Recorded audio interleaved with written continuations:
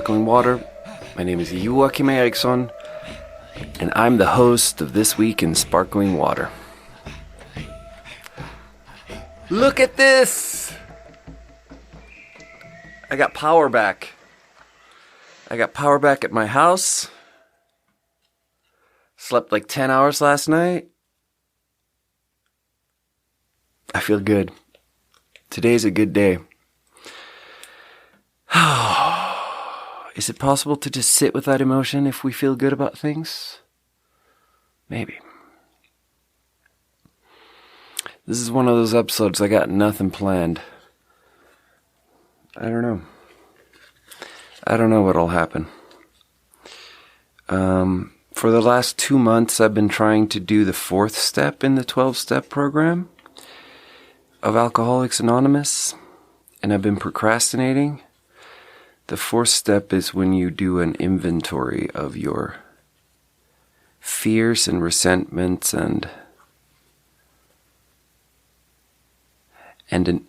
it's 3 pages, basically. 3 worksheets is usually how you do it.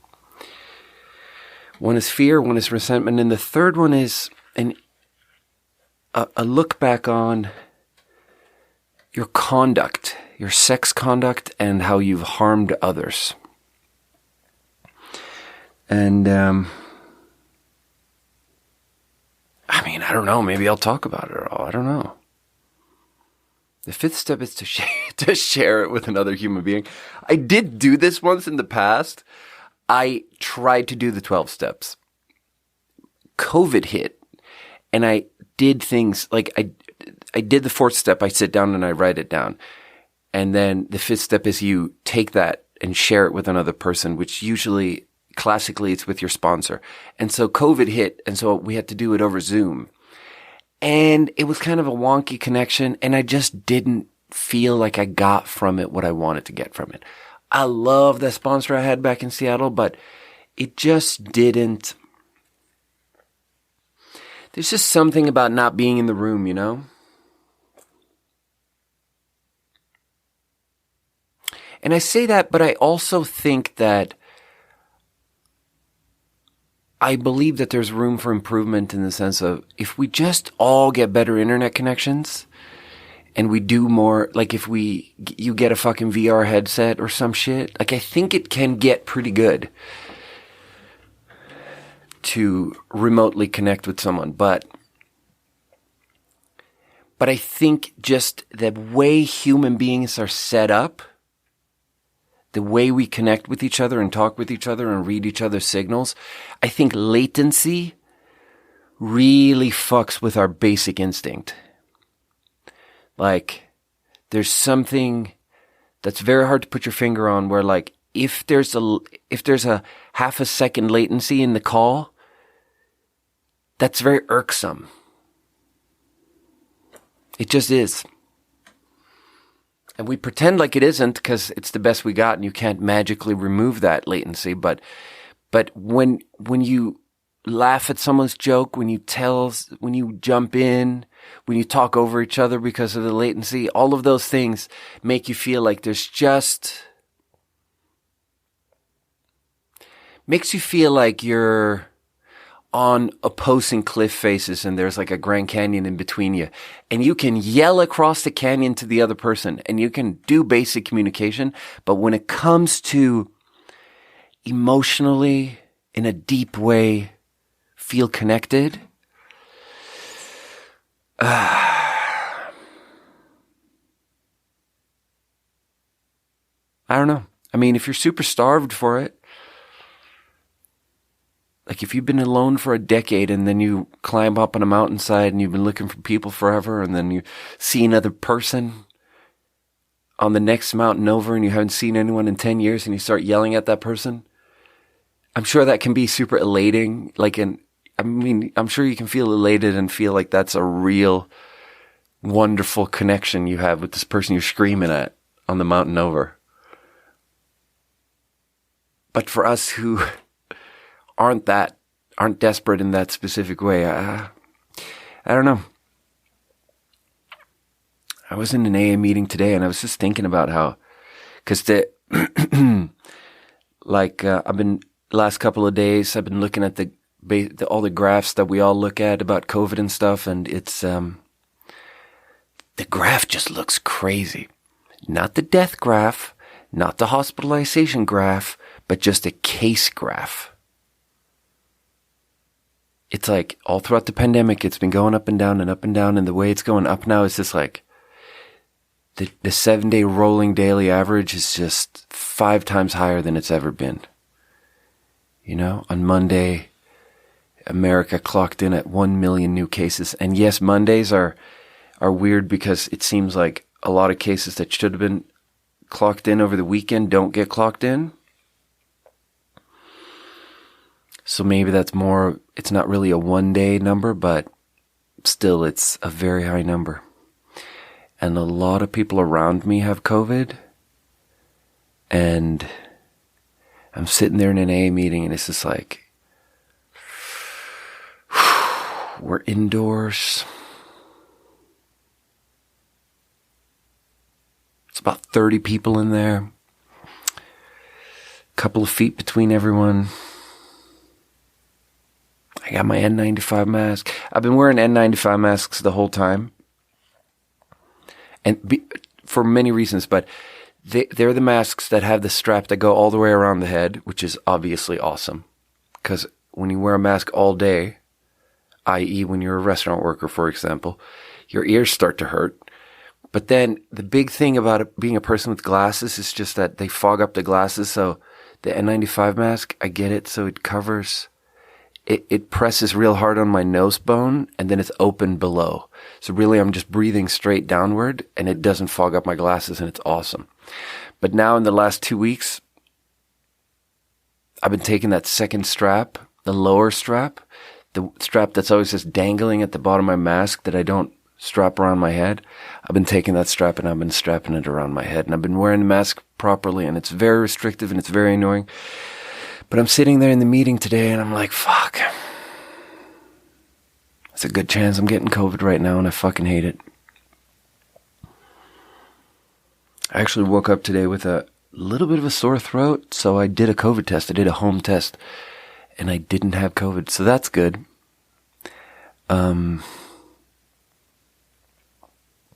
Yeah. But I was sitting in the meeting and I was really thinking like how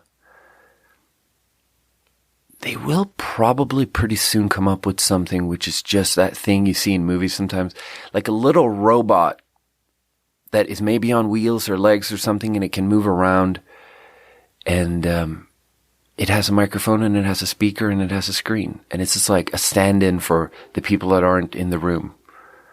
It's like, why don't we have that? Like, why isn't that a ubiquitous invention? It just should be. And you could make it kind of smart. Like, I feel like you could come up with a lot of things to make it kind of smart. Like, have legs or wheels or something, and it can tell who's talking, because it's listening, and it'll just automatically walk over to whoever's talking. Like, what's so hard about that? Can't you just invent that?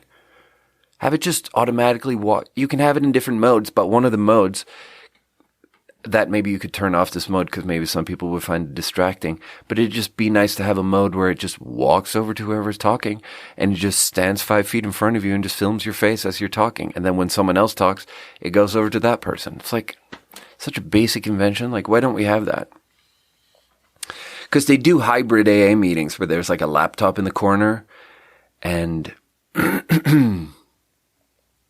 there's 10 people in the room and you can tune in on Zoom and be part of it. And you can talk and your voice comes out of the laptop and you can listen because the laptop picks up the voices in the room.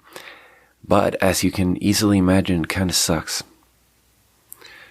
It kind of sucks. Sometimes someone is nice and will move the laptop around depending on who's talking, but really, I mean, I don't know. Man, my mullet needs a little bit of a haircut. So yeah, I tried to do the 12-step before I got to the 4th step. I did the 4th step all right. I think I made it too complicated. I would make a list of like 10 resentments and like 30 people I've harmed and all this stuff. And then I did a 5th step and we did it over Zoom and I didn't feel connected and I didn't feel like, let's see if we're even recording. Oh, we're going.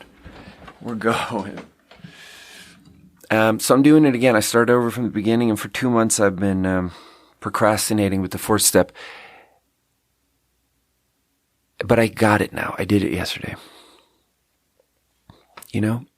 And a new sort of North Star for how to do it, I think, is to just sit down and ask yourself, like, what is the stuff that in my day-to-day life is bothering me? Because that's the question. What are my resentments that I carry in my heart that I like obsess about in the day-to-day? And honestly, my 2 are, they're weird, but the first one is not weird. The first one is like, I just fucking resent myself for self-sabotaging my whole life and never really getting a real career going, and I've like never had a job for more than a year because I always just leave. And I talked about that a lot on the podcast in the past of like, I moved to different places. I quit jobs. I desert friends. All those things because I don't like how I'm feeling. So I'm like, we got to change something here. And I changed something external. In AA vernacular, it's sometimes called pulling a geographic. That's when you move to a new place, hoping to change everything. And I've talked about that. And it's like, I pulled 10 geographics, you know? Like I've said, fuck it, I'm moving to a new country. I've said that I've done that like 8 times. And not that I've been to lived in 8 countries, but moving back and forth and always feeling like something's going to change this time. But, I resent myself for not just being okay with everything and just chugging along. But, the key there is to just realize that this is who I am, and I just kind of like have this shit thing, you know? I just had this like brain that needs a lot of help. Fuck. It makes me feel bad saying that. Anyway, the other one that I talk about, the other resentment is, it's weirder. It's like,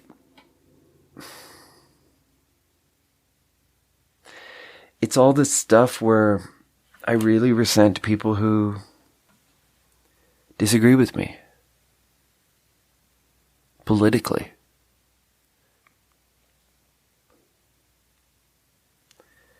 Like, I love Javi, and Javi is a wonderful man, and somewhere in my mind I resent him for just not believing exactly what I believe. Because when he believes that, like, we had a conversation about COVID, and he was like, look, if it was real and there's lots of people dying and stuff, and it's a big deal, I would be hearing ambulance sirens all the time, and I don't. And I hear him say that, and I'm like, I feel like that's a shit argument. And when I hear that, I feel so attacked. Oh, God bless me. I sneezed. I think I got some allergies.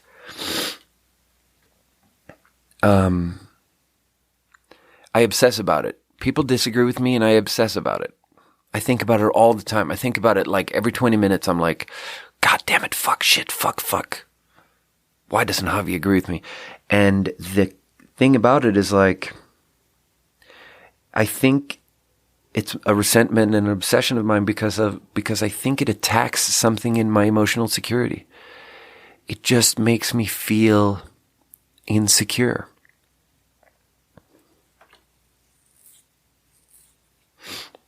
I just feel insecure. And the key to it, which is a mental exercise that I can do at any moment, it takes a lot of effort, but I can do it at any moment. And when I do it, it feels like cracking open a door in a completely dark room and having a little bit of light shine in. And it's this incredible feeling of lightness. And it's this incredible feeling of doubtlessly realizing that that's the solution. And it's an exercise of humility, of just realizing that, like, maybe I'm not completely correct about everything.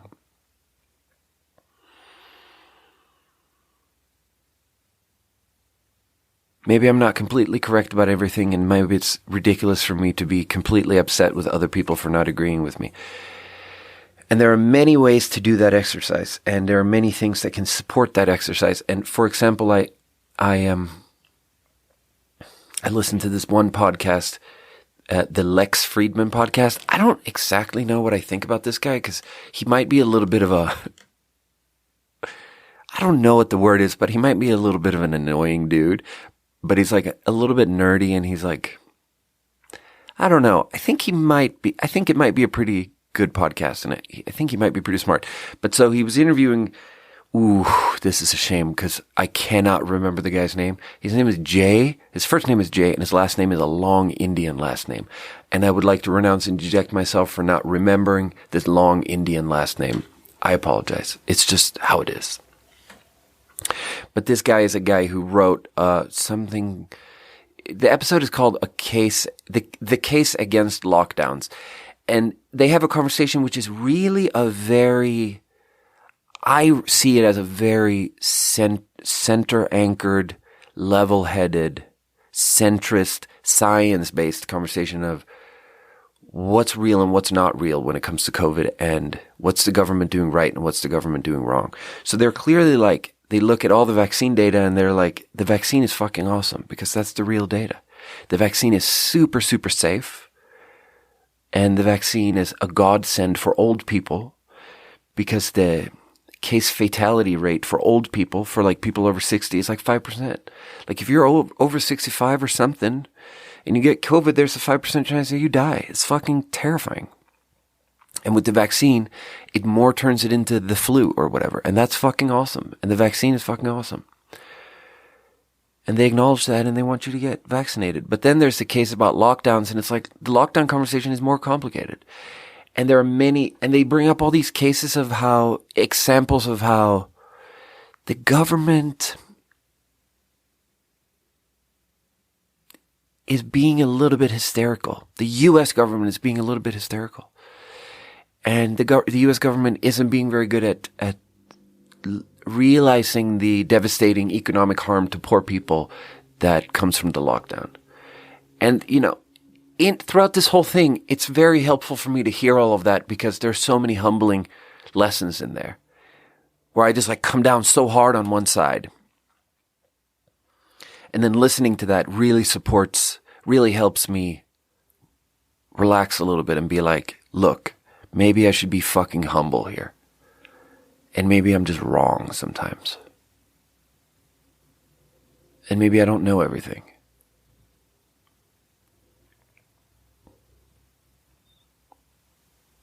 And in that world, it's okay for Javi to have a different opinion.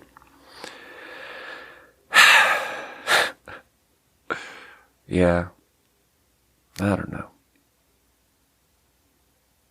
And then there's other stuff, like yesterday I watched that movie Don't Look Up, which is I think it came out a month ago and I think most people have seen it, and I enjoyed it. And it's like, it's this weird, it's this weird exercise in, it's like pornography for people who want to be right, especially people on the left. And I read about it that so I'm going to spoil it for you now. Something in, I don't know exactly what of the stuff I'm about to say that's a spoiler, but it's a movie where these two scientists realize that there's a comet approaching Earth that will hit Earth and it's a planet killer and everyone's going to die. And then when they discover that, they go on TV and say it, and people just don't believe them because it's set during like our time when we don't trust things. So as I'm watching it, I'm actually thinking about it in terms of COVID, where I'm like, we have this catastrophic, difficult, challenging event, and people just don't believe that there's a problem. And then there's this part in the end where like the comet gets so close that you can just see it with your naked eye. And so there's like a Trump-esque president that his slogan is "Don't look up." And it's funny. It's good. I mean, it's funny. There are lots of jokes in this movie that are just good. That it's just a funny movie. There's lots of good comedy in this movie. And that point is like, it's not the world's smartest point, but it's a decent, funny point though, to be like, there's some things that eventually you can just see them with your naked eye. And there are some things in the Trump world and in the sort of like corporate fueled different things that, yeah, where they just want you to deny reality. But so I'm watching it and I'm seeing it as a metaphor for COVID. Because that's just what was on my mind, you know. People deny that there's a problem. You know, Javi had just told me that he doesn't think COVID is mostly invented or whatever. And then I read about it afterwards that it's actually the guy who wrote the movie actually meant it as a metaphor for climate change. Because he's like, we're destroying the planet, but everyone is saying don't, like, and the people who deny that, their slogan is really to say don't look at those things. Don't look at the proof of how we're destroying the planet. And yeah, maybe that's an even neater metaphor then, because that's what he intended. But regardless, it's like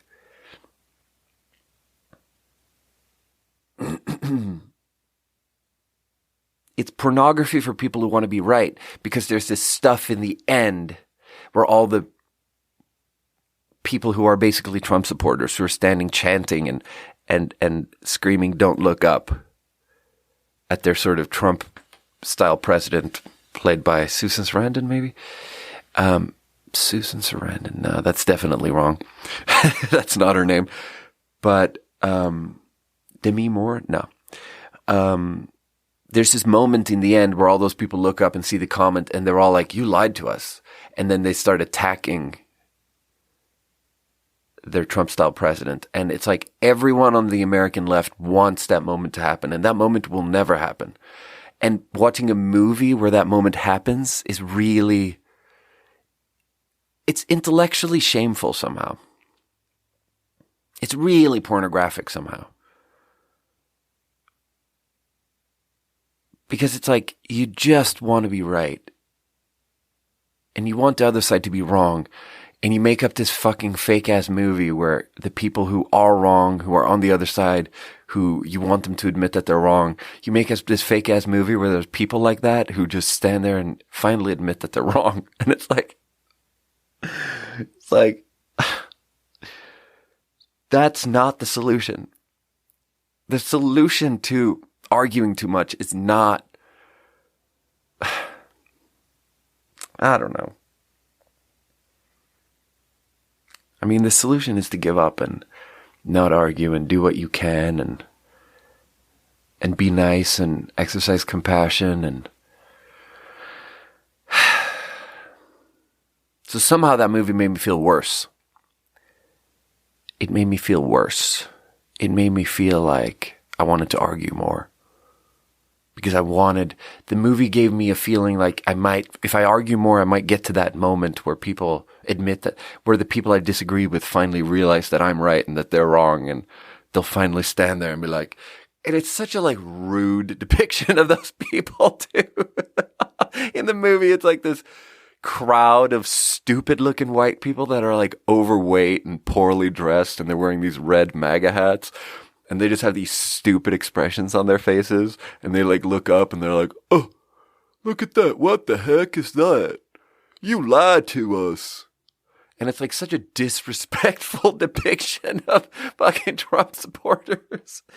As much as I, in my heart, 100% believe that that's what Trump supporters are and what they look like, at the same time, I can also know that that's very disrespectful.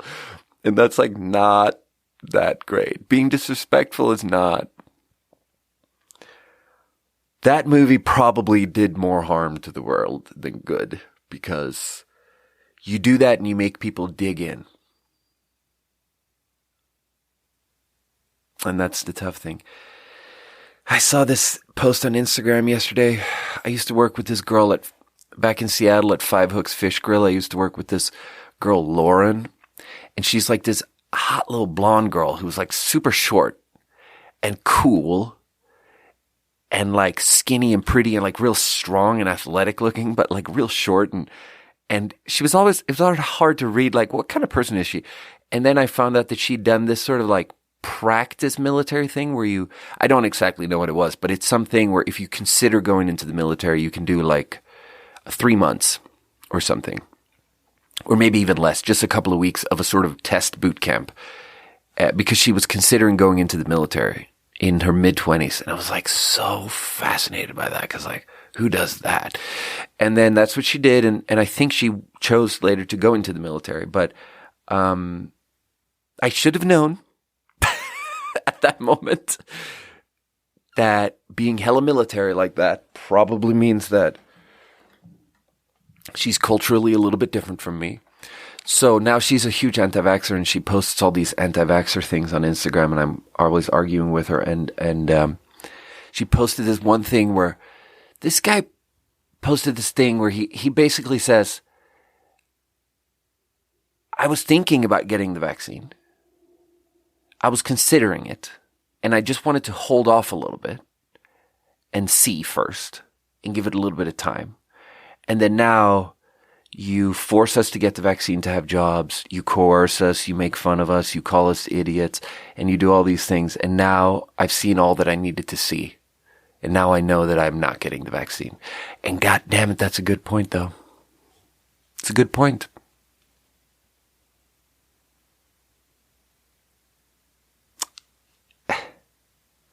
I think half of the harm was done even before any COVID thing even happened. Half of the harm was just how the U.S. government, for example, amongst other governments, just has a terrible track record in acting in a trustworthy way. And they just have all these examples of being not trustworthy. And that harm was done over before I was born. And my entire life, all these last, 6 decades, whatever, after World War II, just lots of shit that the U.S. government did that made people not trust them. So that's half of the harm. And the other half is that. The other half is like how we come up with this stuff and we want everyone to adopt it immediately and adopt our side of the ledger immediately. And then when they don't, we just like act in this super immature way. And I'm so guilty of that. I attack people so much. I attack people so much for not just immediately adopting all of my opinions and believing everything that I believe. And it's very possible that in all of my interactions with people, I've done more harm than good. By telling people, well, that's a stupid opinion. Well, that's a stupid opinion. I call people stupid all the time. God damn it, that sucks. I wish I didn't, but I do. And so there's a lot of resentment there. I just feel insecure about it. I act like that's the whole thing, right? Like, it's not actually a disagreement about facts. It's about emotions. The whole thing is about emotions. The whole thing is how I'm really just expressing when I call people stupid for not getting vaccinated and not agreeing with me on everything. More than partaking in a scientific back and forth, I'm really just acting out my own feeling of resentment and insecurity. And then they are responding with their emotional thing of distrust and being offended and digging in. Being defensive. Being defensive is a pretty natural first reaction to being attacked. One follows the other, Oh, man. Such a good movie, though. Don't Look Up. Like, I had to pause it constantly and just, laugh and go back and... so many funny jokes. God, I love Jonah Hill. Jonah Hill might be my favorite actor. Jonah Hill might be my favorite actor. he's just so funky looking. My nose is a little bit stuffed. I hope I don't have COVID, but I did a antigen test this morning, and I think there's probably a 10% error rate with those things, but 90% is something. Oh boy. Let's do a water maybe, because I'm thirsty. We're doing some weird waters today. I didn't know how to pair these up with stuff, so I'm just calling this flower. This is a flower flight, because all three are like flowers. The first one here, Lavender Chill, is the name of the flavor. Helps support relaxation, sparkling water with L-theanine. The brand is called Limitless. Oh, beautiful lavender smell. Just like clean, straight sweetness, though. Wonderful. Very watery. Very watery. Really sort of staying true to what we look for here. This is not a soda. This is sparkling water. Wow. Limitless. That's a 9 out of 10. So I feel like now I've talked about my resentments. My fears are very simple, and they are the same as they were last time I did the fourth step, and they're the same as the things that my novel is about, and it's my fear of later in life being poor, later in life being alone. And it's a fear clearly informed by watching my dad be in his 60s now and be very lonely and be very poor. And that's terrifying to me. And he has been sinking into that state of loneliness and poverty for decades, and I saw that as a child, and I saw that with every year he was lonelier and had less resources and lived a smaller and smaller and sadder life, and it instilled a deep, deep fear in me. And I never really managed to shake that, and that's what that is.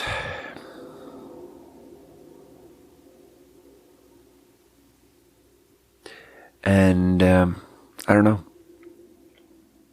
I don't know that I have anything else to say about that. It's just like the poverty angle is probably I just need to keep on trucking, and the loneliness angle is that I just have to have friends and keep friends and be good to my friends and maintain my relationships and work on myself so that I'm nice to people, so that I don't get rejected by everyone. But I mean, my dad rejected people more than I don't know. It might be a mix. Maybe he was rejected by people also because he just, it's just a little bit tough to be around someone like that. I think it's very mutual, actually.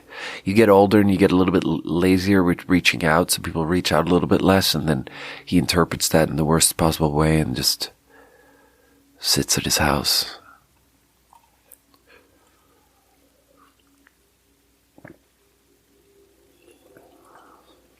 Yeah, I don't know.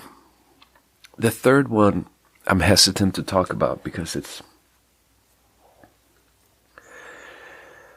not the third fear. The third just worksheet is sex conduct and harm to others. Hold on, I have to blow my nose.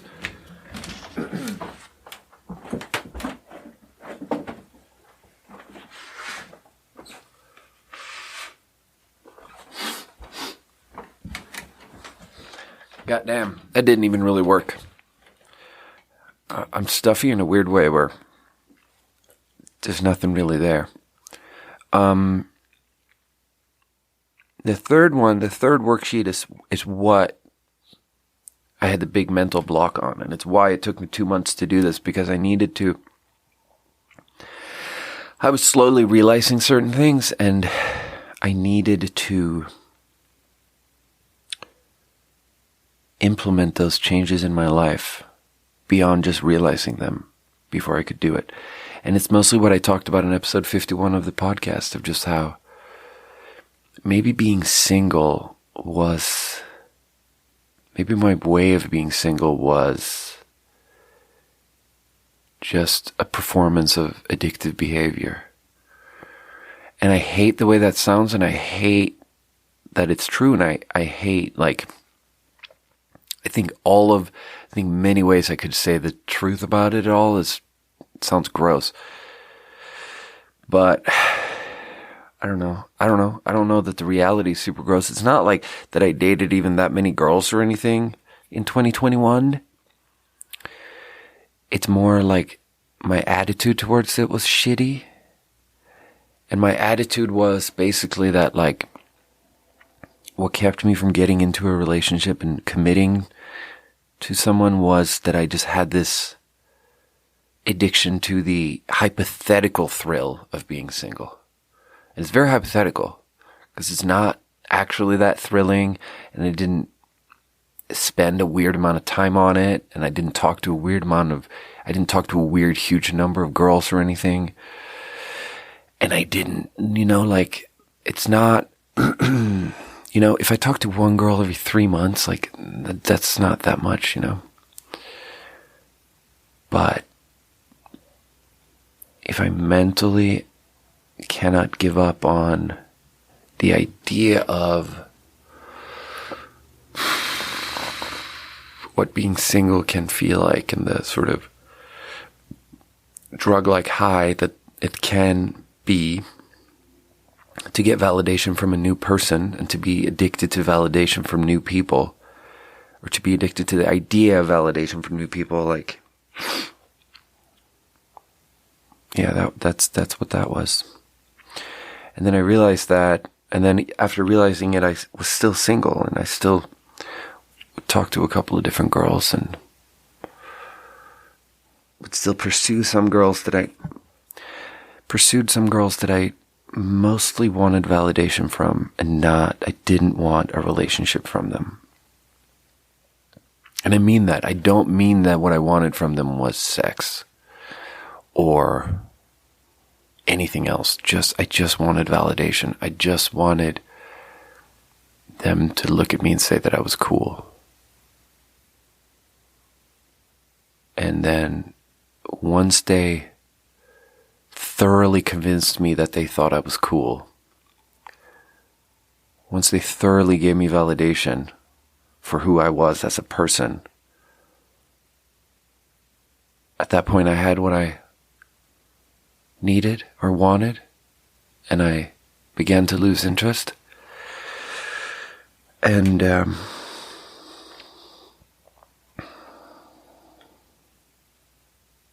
I feel so bad and shameful to say that, because it's so unattractive. It's so unattractive. But I think I was finally, like, ready to give up on that. And I think I finally gave up on that.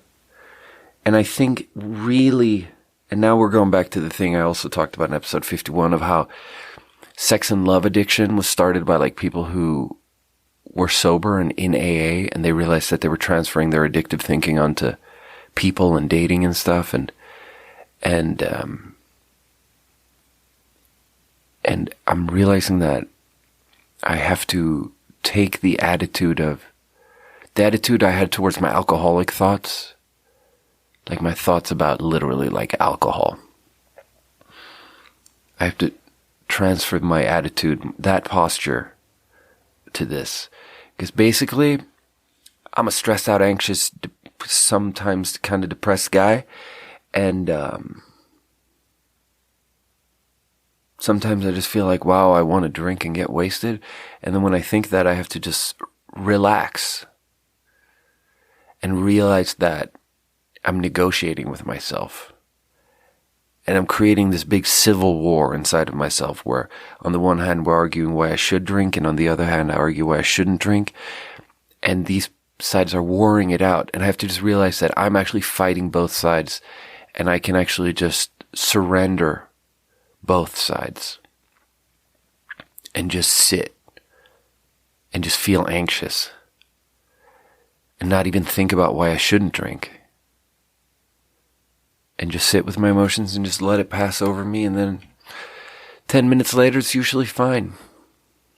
And I have to just, it's an act of giving up. It's a very meditation adjacent thing. I don't know, for some reason I am. This stuffy nose is making it feel like I'm fighting a South African accent All the words want to come out South African today. I don't know.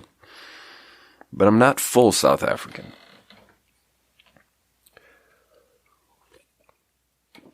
I don't know, mate.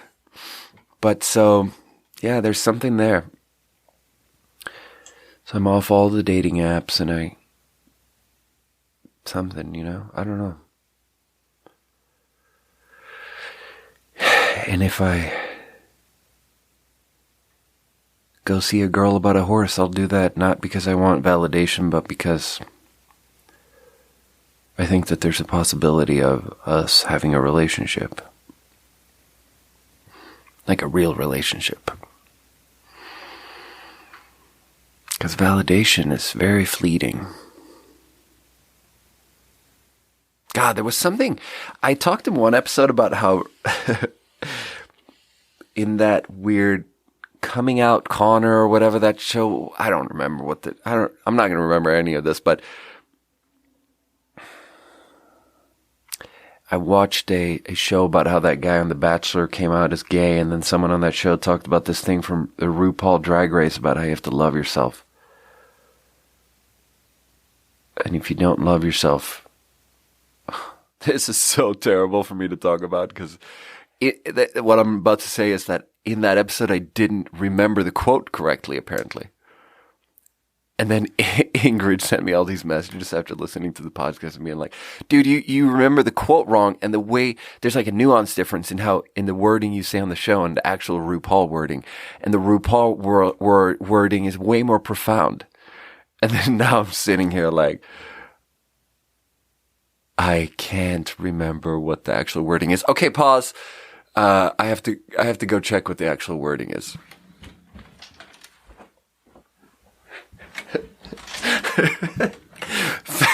Thank God I looked it up because that was about to be so meaningless. Okay, so I was saying something like, I incorrectly talked about the quote and was like, if you don't love yourself, how is anyone else going to love you?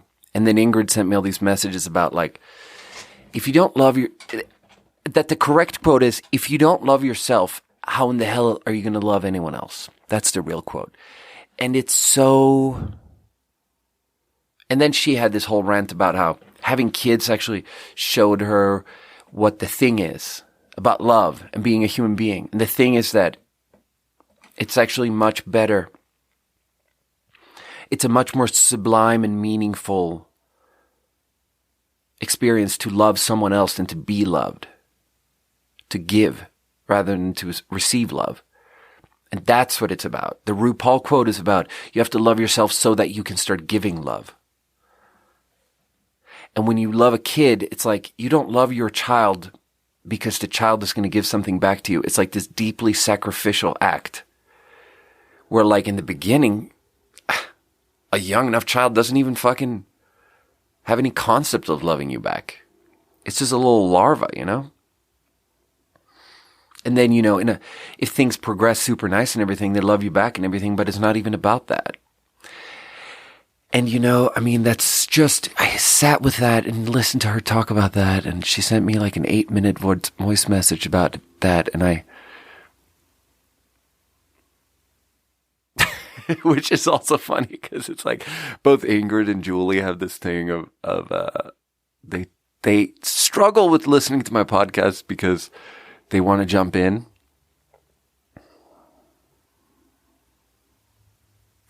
And, if you want to jump in, just send me a message, I'll listen. I want to hear what you have to say. It's all good.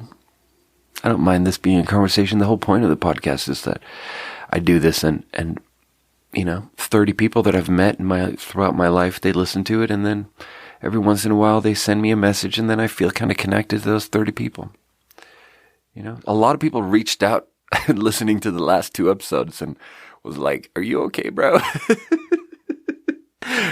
Because it got a little bit rough there for a bit. It got a little bit rough there.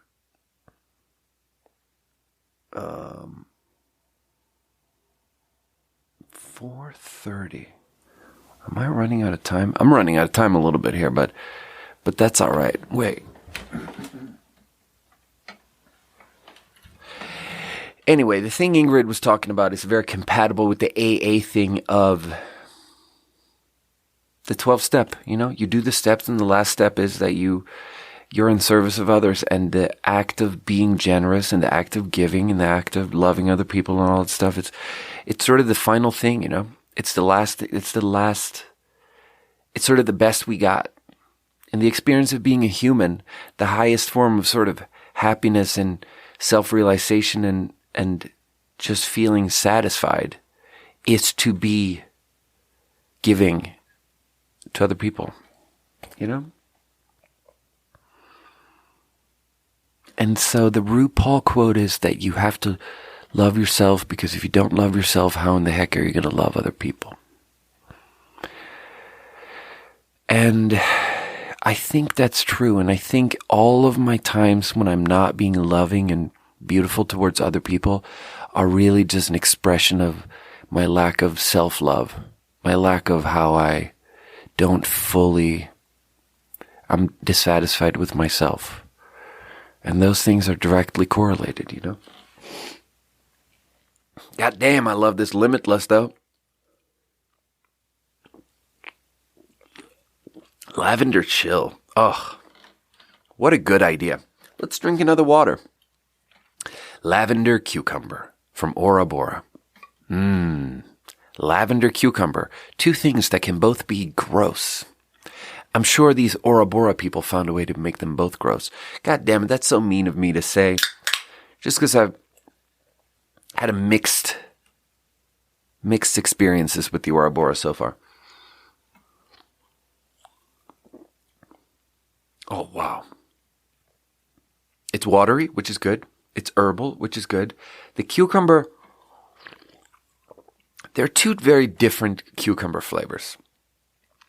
The center of a cucumber tastes very different from the skin of a cucumber.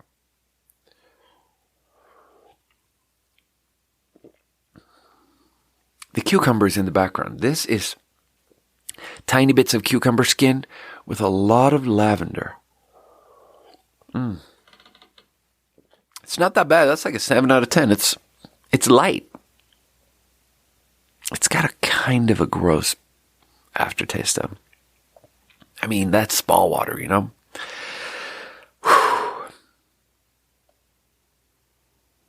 Lemon cucumber.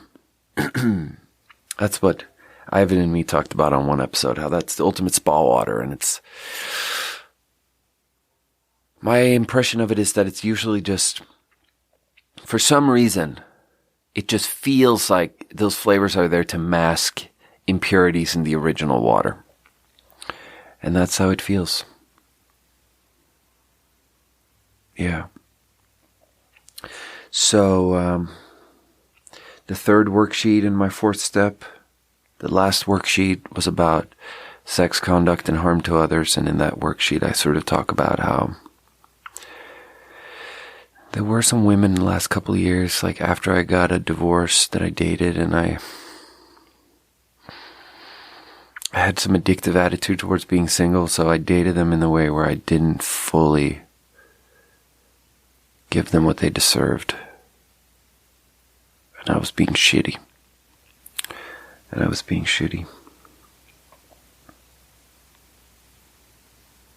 And maybe now I'm ready to try something a little bit differently. Ooh. Kind of hate this. I kind of hate this.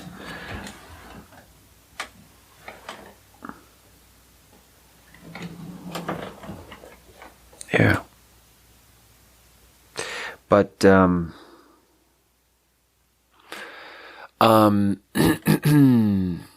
it was weird. It's also, in the last 2 months I was trying to do it, and I was trying to sit down and do it and look at the piece of paper and be like, what am I resentful of? Like, what's bothering me? And that one weird thing that was stopping me from doing it was that I usually would only have mental bandwidth to do it when I woke up on my day off completely rested after having slept 10 hours and feeling kind of great. And I don't know if this is interesting, but I just felt so good that it was hard for me to retrieve actively, like, what's actually bothering me? Because it wasn't bothering me in that moment, because I was having these, like, you sit there on a beautiful afternoon in the sun with a cup of coffee and you're all rested on your day off, and it's hard to remember what you're resentful of. But really, the 6 other days of the week, I'm like a little bit sleep deprived and a little bit pissed off and kind of resentful. So yesterday, very randomly, I had this day off where I woke up at 7 a.m. after having stayed up real late. I woke up at 7 a.m. from a nightmare. Now, it's terrible to talk about dreams, so I won't talk about dreams, but the dream was that I was the lead actor in some motherfucking stage show. That was some weird theater experiment where they were really just there for a table read, and we were going to cold read a script, and I didn't even have the script, or I hadn't even read the script, but then I got the script, and it was printed on a big cookie that was chocolate dipped, and I was procrastinating, and I was stressed out because I was going on stage, and I wasn't prepared. And it was such a fearful, stressed out feeling that I woke up and I felt like I have to wake myself up completely so that I don't go back to the same dream when I fall back asleep. And then I woke up completely and then I couldn't fall back asleep. So I was there on a day off and I was feeling shit because I'd only slept like 4 hours and I had the whole day and I felt terrible, and I sat down and I tried to do the 4th step about why I feel terrible sometimes, and it was very easy to articulate it in that moment. I had some very accessible, it's very easy for me to access the thoughts about why I felt resentful and fearful and how I'd harmed people and stuff. Yeah, it's weird. All right. Let's do another water. So this one is also a flower, but it's not lavender. Pomegranate hibiscus, recess. Maybe all plants are flowers almost. Like maybe, but with hibiscus, what I'm saying that it's a flower is more a culinary statement than a scientific statement. Because maybe scientifically, almost all plants have flowers because that's how they have some sort of fruit body and some sort of something, because that's how they reproduce. But culinarily, there's a much smaller group of things where we use the flower for something. With lavender, it's the flower we take and do something with. Whereas with a potato, it's like, a potato plant has a flower, but I love it when I just freestyle science on the podcast. That's the best part. All right, so this one smells crazy. Oh, it smells like a tea. Hemp extract, American ginseng, lemon balm. Jesus Christ. Lemongrass tea, ginseng powder, lemon balm powder, monk fruit extract. Monk fruit extract is a sweetener. Let's hope they didn't put too much monk fruit in this thing. Yeah, that tastes like the sparkling botanicals from Rishi. That's got like this big, wide, broad, full spectrum tea flavor, like fermented tea infusion flavor. And then a lot of citrusy flavors. And this is too much. It's not watery. It's not refreshing. It's funky. Sometimes I just don't feel like a whole, this is funky as all get out. That's my new favorite expression. Saying it as all get out. Yeah. Yeah, that's a 5 out of 10. It's too funky and too sweet. Too much sweetener. Yeah. I don't know. I think we're doing pretty good, bro. I think everything is going to be all right. Not climate change, but everything else.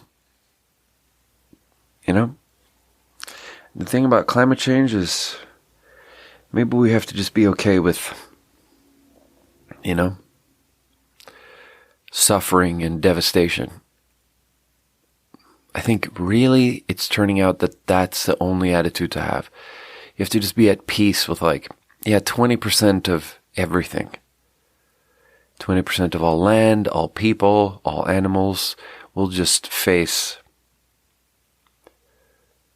like devastating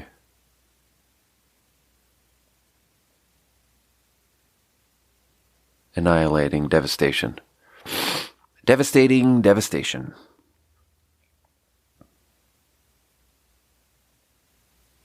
And that's just part of what it all is, you know. That's the universe we got. I just wish that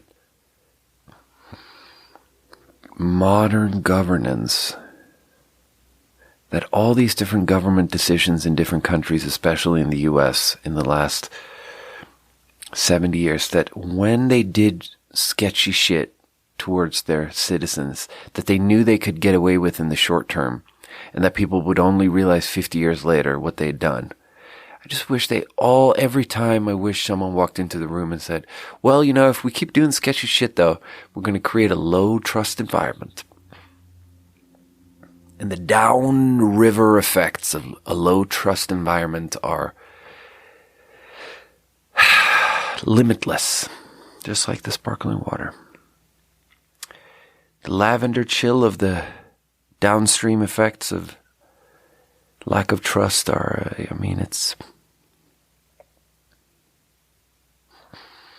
fucks everything up. People don't believe nothing. Anyway, we're going to call it there, and we're going to talk about something else next week. It's just so emotionally upsetting, all of it, but whatever.